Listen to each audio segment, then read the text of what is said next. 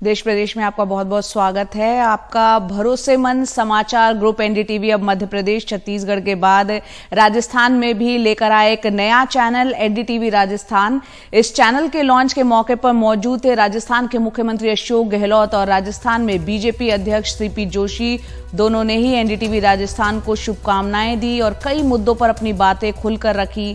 अशोक गहलोत ने दोबारा सरकार बनाने का दावा किया है। प्रधानमंत्री मोदी को चुनौती दी तो सीपी जोशी ने उनकी चुनौती को हवाई बताया। भरोसे की उसी विरासत के साथ आइए बुलाते हैं अपने एडिटर इन चीफ संजय पगोलिया को। अगर आप ये बता सकें कि कितनी सीटों का अनुमान है और लोग आपको क्यों वोट देंगे? दो बातें हैं। देखिए, एक तो मैंने कहा मिशन 156 मतलब हमारा टारगेट 156 है। वही टारगेट था जो 98 में मैं मुख्यमंत्री बना, तब हम लोग 156 जीत के आए थे। नंबर एक, भैरव सिंह जी आ गए थे 32 पर, हम लोग आए थे 156 पर आए थे। जब सोनिया गांधी जी अध्यक्ष बनी थी कांग्रेस की, उस जमाने की बात है। वैसे माहौल था, वैसे हमें पूरा कैंपेन हुआ एआईसीसी द्वारा। इस देश के अंदर चुनी सरकारों को गिराया जा रहा है। मध्य प्रदेश, कर्नाटका, महाराष्ट्र और राजस्थान का अटैम्प्ट कर लिया। अब राजस्थान सरकार गिरा नहीं पाए। अमित शाह जी, उनकी जो भी शागिर्द थे, उनके धर्मेंद्र प्रधान का नाम भी उसमें आता है, शेखावत का नाम जो मंत्री केंद्रीय है राजस्थान का, उसका नाम भी आता है, और कई लोग होंगे। वो गिरा नहीं पाए सरकार को, उनको मुँह की खानी पड़ी। यहाँ पर उनके दिल में आग लगी हुई है कि यार ये कैसे हो सकता है, 5 साल सरकार चले इन लोगों ने। इसलिए राजस्थान को टारगेट करके वो कैंपेन कर रहे हैं राजस्थान के अंदर। ये सवाल मेरे मन में था नहीं सर, लेकिन अब आपने जिक्र किया है। ये जो कहा आपने कि सरकार जहां ये जीतती है बीजेपी, वहां तो मिस्टर मोदी और मिस्टर शाह जरूर बनाते हैं, जहां हारती है वहां जरूर बनाते हैं, मतलब वहां तो पक्का ही बनाते हैं जहां हार जाते हैं। यहां पहली बार हुआ कि राजस्थान में ये प्लान बीजेपी का फेल हो गया। इसका रिटेलिएशन तो होगा, आपसे इसका बदला लिया जाएगा, क्योंकि आपने इनकी योजना फ्लॉप कर दी। उनको मालूम होना चाहिए कि पाला किसे पड़ रहा है।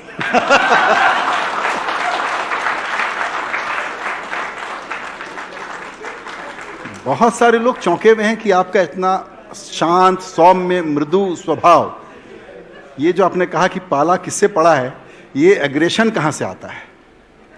दिल से आता है।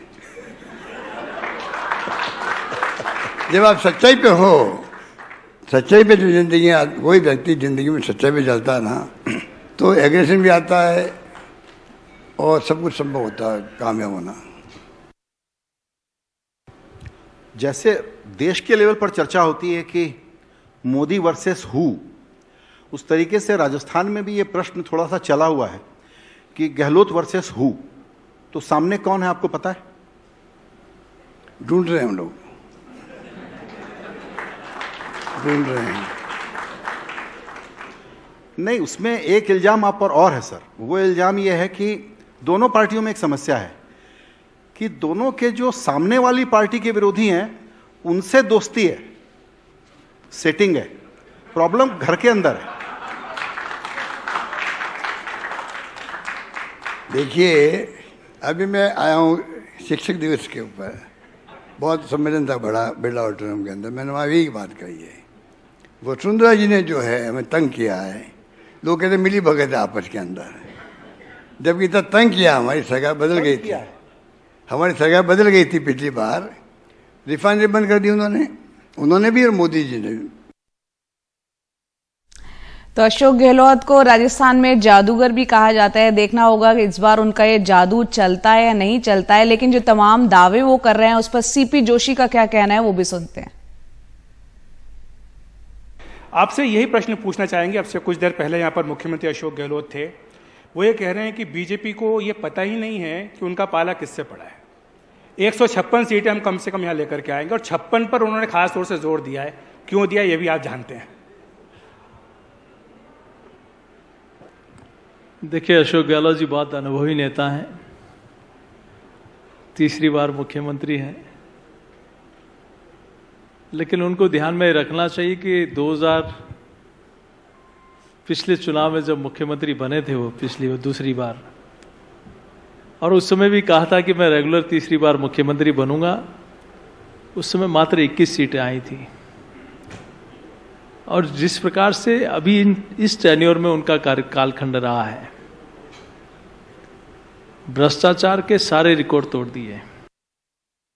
आपने सरकार में आने के बाद अच्छा होता बिजली के बारे में जो कहा कि हम 5 वर्ष तक पैसा नहीं बढ़ाएंगे, आपने 18 बार बिजली के दाम बढ़ा दिए। और अब आप कह रहे हो हम मुफ्त में बिजली देंगे, आप जब 10 घंटे बिजली नहीं आ रही है। बिजली के बिल में करंट है, तारों में करंट नहीं है। आपके कितने नंबर हैं? मैं दावे के साथ कह सकता हूं कि जिस प्रकार का राजस्थान का जनता का अपार समर्थन और विश्वास मिल रहा है, अब तक का सबसे बड़ा मोहम्मद भारतीय जनता पार्टी को इस बार मिलेगा। और एनडीटीवी राजस्थान लॉन्च होने के खास मौके पर हमारे साथ शामिल हुए एक्टर आयुष्मान खुराना। उन्होंने कहा कि हमारा समाज पुरुष प्रधान है और हमें लंबा रास्ता भी तय करना है। हमारी फिल्में मनोरंजन का जरिया तो होती हैं, लेकिन एक सामाजिक संदेश भी देती हैं, और आपकी जो फिल्म्स है बखूबी वही दिखाती हैं।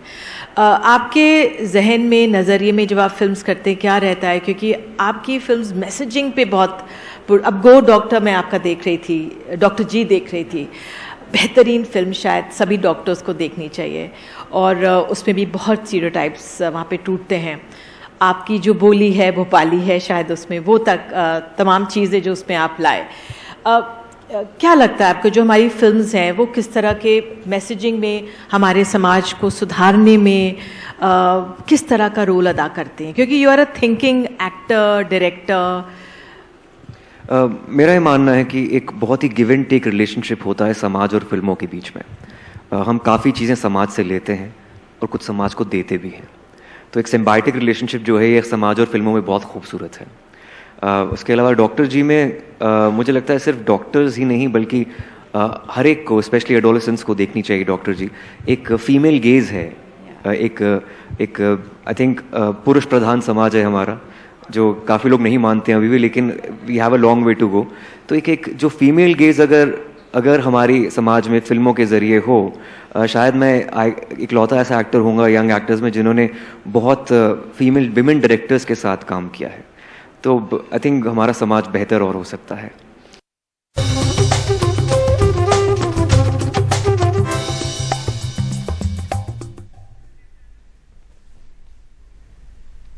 दिल्ली में होने जा रहे G20 समिट के लिए तैयारियां अपने अंतिम चरण में है। सूचना प्रसारण मंत्री अनुराग ठाकुर ने G20 शिखर सम्मेलन से पहले ITPO कॉम्प्लेक्स में अंतर्राष्ट्रीय मीडिया सेंटर की तैयारियों का निरीक्षण किया।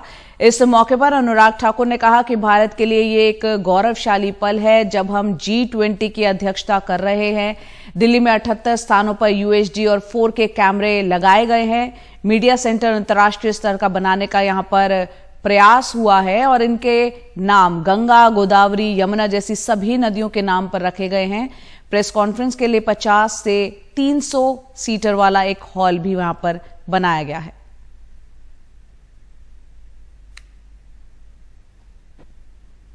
यमुना हो, गंगा हो, गोदावरी हो, ब्रह्मपुत्रा हो, महानदी हो, सभी कावेरी से लेकर अन्य नदियों के ऊपर इनके नाम रखे गए हैं और वर्क स्टेशन बनाए गए हैं। वाईफाई से लेके ब्रॉडबैंड कनेक्टिविटी वहां पे दी गई है। फिर अगर प्रेस कॉन्फ्रेंस करनी है तो उसके लिए भी 50 सीटर से 100 सीटर, 150 सीटर और 300 सीटर वाला हिमालय, वो भी मीडिया के लिए एक कॉन्फ्रेंस रूम हमने वहां पे बनाया है। अगर आप भोजन का देखेंगे तो इतना बड़ा हॉल कि जहां एक साथ लगभग 2000 लोग बैठ के खाना खा सकें, वो भी सुविधा वहां पर दी है। तो हर वो संभव प्रयास किए हैं जो एक उभरते ऐसी महाशक्ति के रूप में नए भारत की बुलंद तस्वीर आपको इस हॉल से, भारत मंडपम से, इस 123 एकड़ के ITPO के सेंटर से आपको देखने को मिलेगी कि हर तरह की सुविधाएं देने का प्रयास किया है। और अब बात करते हैं कृष्ण जन्माष्टमी की। मथुरा वृंदावन के साथ पूरी दुनिया में कृष्ण जन्माष्टमी की तैयारियां हो रही है और पूरे मथुरा को रंग बिरंगी लाइट से सजाया गया है। दुनिया भर से भक्तों का पहुंचना सिलसिला यहां पर एक शुरू हो चुका है। ऐसे में किस तरह से सुरक्षा के साथ साथ G20 के मेहमानों के लिए इंतजाम भी किए गए हैं, जानिए इस रिपोर्ट में। कान्हा की एक झलक के लिए देश विदेश से लोगों के रेले चले आ रहे हैं। कहीं कोई कमी न रह जाए, इसके लिए पुलिस प्रशासन ने कमर कस ली है।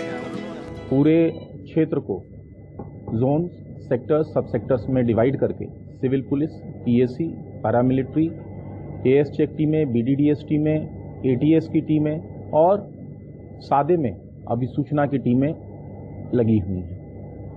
इसको दृष्टिगत रखते हुए चारों तरफ जो इम्पोर्टेंट स्थान हैं, चौक हैं, चौराहे हैं, तिराहे हैं, संवेदनशील स्थान हैं, उन सभी जगह हमारी स्टैटिक और मोबाइल ड्यूटियां लगी हुई हैं। विशेष रूप से जगह जगह हमारे वहाँ वॉच टावर लगे हुए हैं। इसके बाद जो है हमारे यहाँ पूरे मेला क्षेत्र में सीसीटीवी कैमरे से निगाह रखी जा रही है। एंटी रोमियो स्क्वाड भी है। इसके अतिरिक्त अलाव की टीमें भी जगह जगह सादे में व्यवस्थापित हैं कि कोई भी संदिग्ध गतिविधि प्रकाश में आने पर तत्काल कार्रवाई की जा सके। शेष पर्व जो है वो हर्षोल्लास से मनाए जाने के लिए हम लोगों के द्वारा पूरी तरह से व्यवस्था की गई है कि इसमें कहीं किसी को श्रद्धालु को परेशानी न हो। अधिकारी पिछली बार से ज्यादा अच्छी व्यवस्था के दावे कर रहे हैं। G20 वाले मेहमान भी आते हैं तो प्रशासन तैयार है। किसी भी व्यवस्था में कहीं न कहीं क्राइसिस मैनेजमेंट भी एक पार्ट होता है। हम लोगों की निगाह में उस बिंदु को भी हम लोगों ने अपने निगाह में लिया है और जैसे जैसे हमारे पास ऑथेंटिक इसके बारे में सूचना मिलेगी हम लोग व्यवस्था उसके लिए हम लोगों ने अपना प्लान बना रखा है और जैसे निर्देश मिलेंगे और जैसे आगमन की सूचना मिलेगी हम लोगों की व्यवस्था कंप्लीट है, उसको हम अंतिम रूप देंगे। जन्माष्टमी देश भर में मनाई जाती है लेकिन यहाँ जैसी कहीं नहीं। चंद्रमा के साउथ पोल पर, दक्षिण ध्रुव पर अटखेलियां कर रहे दिव्य यंत्र प्रज्ञान, रोवर प्रज्ञान, जो जिसने भारत के सीने को गर्व से अभिभूत कर दिया है। प्रत्येक भारतवर्षी है। आज हम प्रथम पंक्ति में खड़े हैं विश्व में, तो ऐसे दिव्य यंत्र के नाम पर भगवान की पोशाक, श्री पोशाक का नाम प्रज्ञान प्रवास रखा गया है। बहुत अच्छा आनंद आ रहा है भैया। बहुत सारा सब कुछ सजावट हो रही है अच्छे से, खूब बढ़िया। यहाँ आके अच्छा सा लगता है, अच्छा, बहुत बढ़िया। ऐसी जन्माष्टमी भी देखते हैं? नहीं भैया, यहाँ तो बहुत अच्छा है, सब कुछ भूल जाते हैं यहाँ पे तो आके। कान्हा हर साल आते हैं, भक्त भी हर साल आते हैं। रिश्तों की ये ऐसी परंपरा है जो न जाने कब से चली आ रही है। भगवान श्री कृष्ण की नगरी मथुरा को दुल्हन की तरह सजाया गया है। रंग बिरंगी लाइटों से पूरा मथुरा जगमगाता नजर आ रहा है। अब इंतजार है अजन्मे का जन्म हो और हर कोई कहे नंद घर आनंद भय जय कन्हैया लाल की। Saurabh Gautam, Mathura, NDTV India.